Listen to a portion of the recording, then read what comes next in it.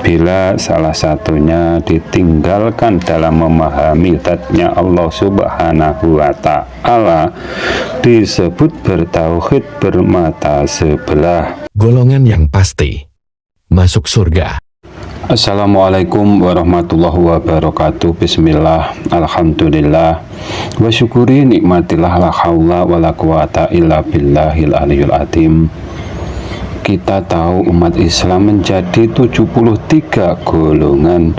Sebagai umat tentu kita di dalam berjamaah sholat pernah mendengar imam sholat bilang atau mengingatkan agar jamaahnya meluruskan barisan dan agar merapatkan barisannya. Ini sebagai peringatan juga agar dalam keilmuannya juga bersanad sampai ke baginda Nabi Muhammad Shallallahu Alaihi Wasallam. Yang tidak bersanad berarti berguru ke iblis yang sifatnya menyesatkan anak cucu Adam.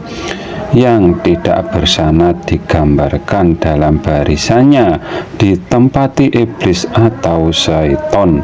Begitu juga yang sebaliknya, walau merapatkan dan meluruskan barisannya, akan tetapi secara syariatnya dan iman Islamnya menyelisihi dengan yang diajarkan oleh baginda Nabi Muhammad Sallallahu Alaihi Wasallam dengan yang diimani para nabi, maka sia-sia amal ibadahnya.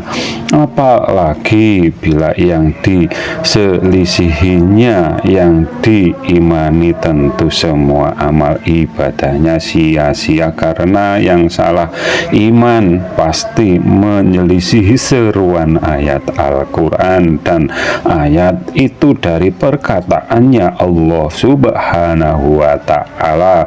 Dan yang benar iman Islamnya belum tentu surga yang akan didapatkan nantinya. Iblis itu juga ma'rifat, yang berarti juga bersyahadat, akan tetapi menolak perintahnya atau menolak syariat dari Allah Subhanahu wa Ta'ala. Bila ada golongan yang merasa menjadi ahli surga dan memahami golongan yang lain akan mendapatkan neraka, maka kita lihat saja kajian tauhidnya seperti apa. Karena secara global ayat ketuhanan hanya ada dua sisi.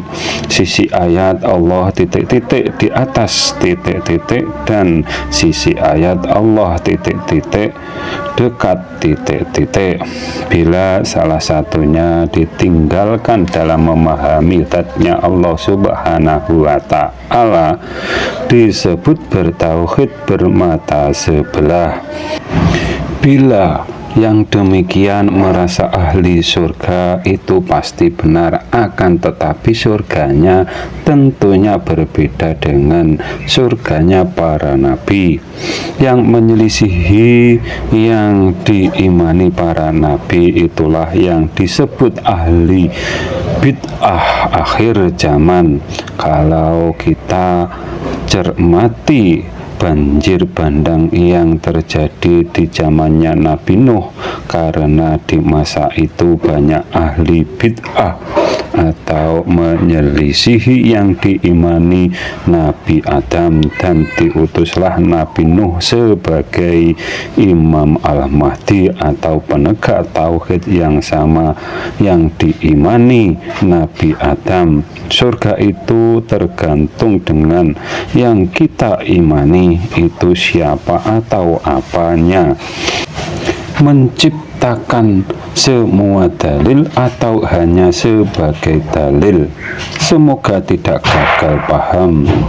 Apabila ada kata yang salah, kami mohon maaf. Akhiru salam. Wassalamualaikum warahmatullahi wabarakatuh.